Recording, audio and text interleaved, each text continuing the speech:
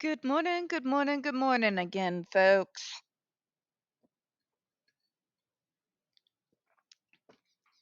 Welcome to another episode of Spilling Tea. I'm your host, Tiffany Daniels, and we are going back to that horrible world known as the JRC. But before we do, the usual disclaimers and just a general FYI warning, because apparently now this needs to be a thing. I don't care whose side you're on any given subject. If you come for one of my own, if you come from one of my neurodivergent folks, in particular, some of the youngest, not quite as jaded or cranky of us, and you come at them and you attack, and you bully, and you demean, because you think you can get away with it, then regardless of whose side you're on, me and you and me, we're going to have a problem. Okay? Point blank, period. I've said for the very beginning why I even became a part of the JD versus AH case. And it's not because it was popular or in your face. It's because I was fighting for one of my own. It's what I've always been here for.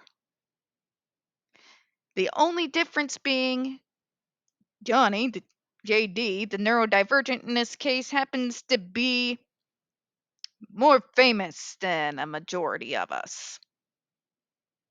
But my reasons for defending him were the same for defending any of my brothers and sisters. If you come at one of mine, particularly the younger, more vulnerable one of mine, if you bully them to the point that they actually get off social media, one of the few safe spaces neurodivergents even have in order to at least engage in some form of social activity where we're not having a giant target on our backs, or at least that's what I thought, you're going to have to deal with me. Because I'm one of those ancient autistics. I'm old, I'm cranky, I'm jaded, and I got a whole lot of repressed rage that I'm still dealing with to this very day. You leave the most vulnerable of us the hell alone. To the disclaimers in the description box. If you are unfamiliar with the Stock the Shocks campaign or the campaign against the troubled teen industry, you're going to see all the pertinent links. In particular, I want you to take note of the article written by NeuroClastic, a small non-for-profit started by autistics for autistics. In that article, they interviewed over 900 ABA professionals in regards to the JRC so-called behavior modification program.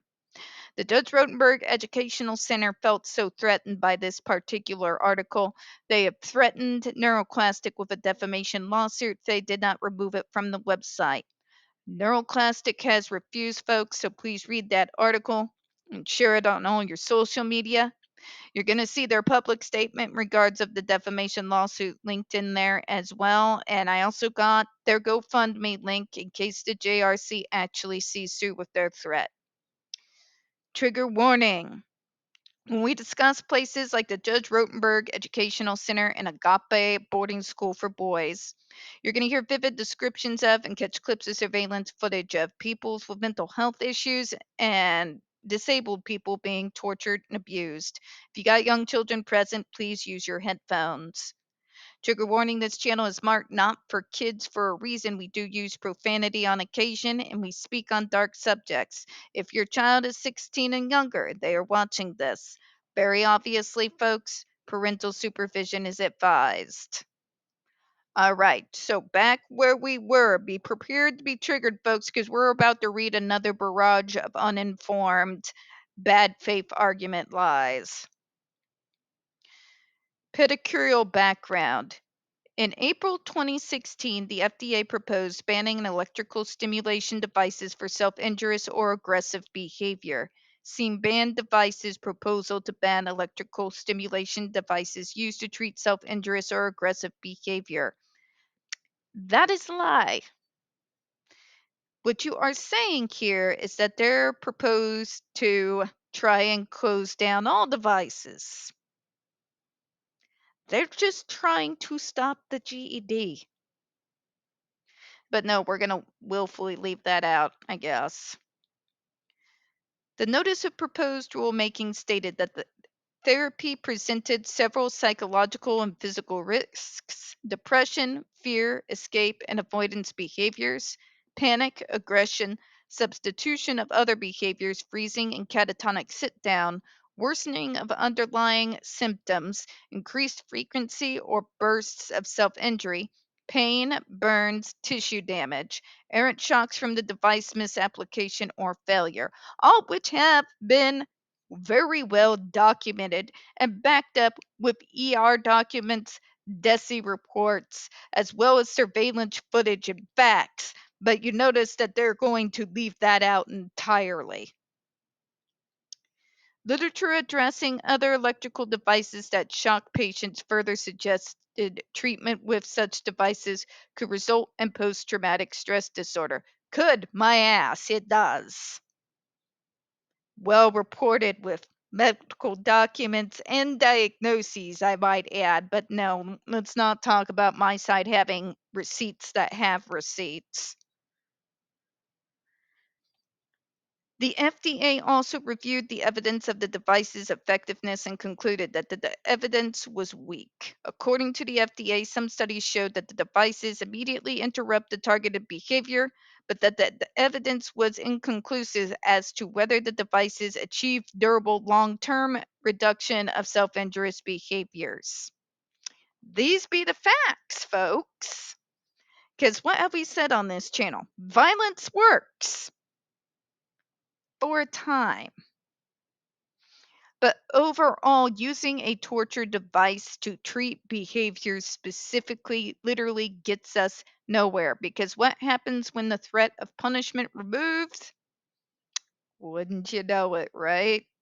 And the reason why is because the core issues that are causing these behaviors are never addressed. Who wants to bet that the DC Circuit has nothing to say on that?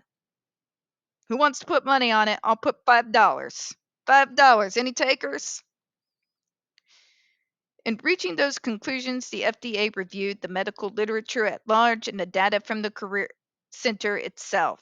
Based on the evidence harm to patients and what it's regarded as weak evidence of durable effectiveness, the FDA determined that the devices presented a substantial and unreasonable risk to self-injurious and aggressive patients, justifying banning the devices for that purpose. In 2020, the FDA promulgated its final rule. The final rule adopted the conclusions set forth above on the risks of efficacy of electrical stimulation devices to treat self-injury and aggression. The FDA, in reviewing comments, also concluded that it had the legal authority to ban a device for a particular purpose. Here we go again.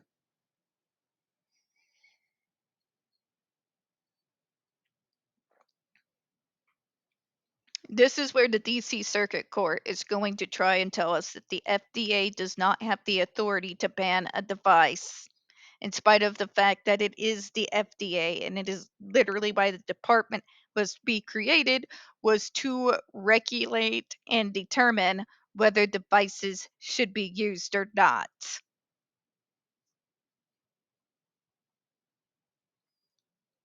Both the center and parents and guardians of the patients who receive or seek to receive treatment using an electrical stimulation device now petitioned this court to review the FDA's ban, raising several issues.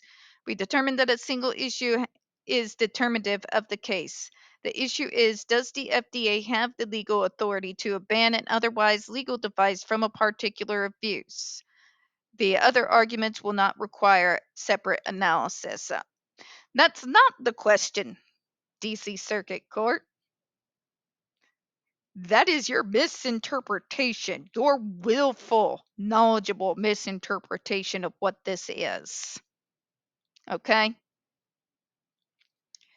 Because you know damn good and well that that GED device is not used in any other place but the Judge Rotenberg Center. And that because of that, the GED has a very specific purpose: punishment. Okay? So sitting there trying to claim, but they're only banning it for a particular use. They're not banning it outright. Yes, they are. Yes, they are. Because that particular device, the GED, is only used because, in your terminology, a particular use, which is punishment. So to try to use this as your argument defies all logic.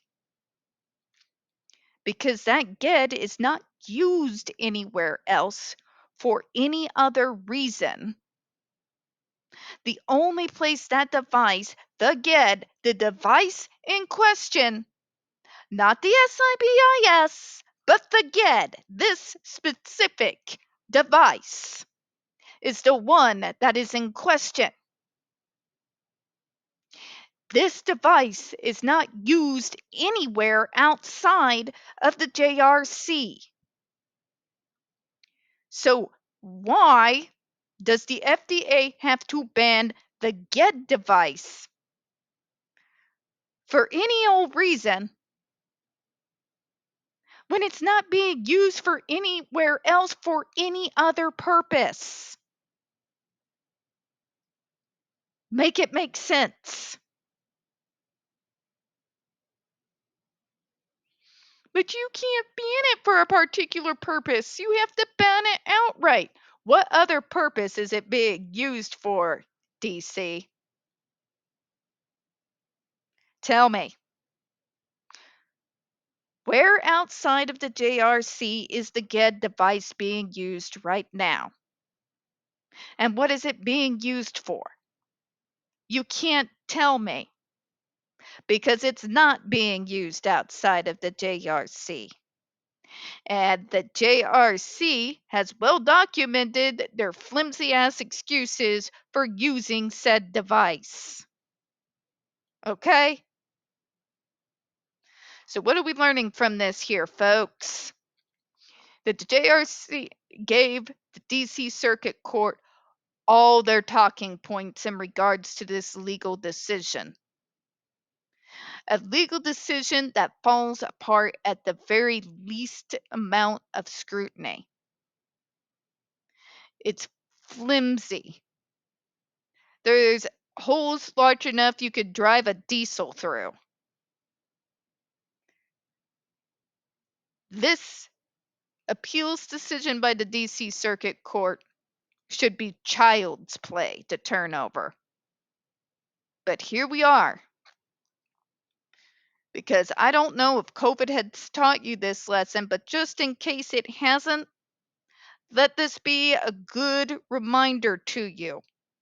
Our federal court system does not give a fuck about disabled people. I'm going to close on that note. We don't get very many views on this channel. The few that we do get do tend to get removed from time to time. So please don't forget to hit the like button, hit subscribe, and don't forget to hit the comments. I do appreciate your time this morning. And as always, folks, we here at Spilling Tea hope you have a good one. I'll see you next vid.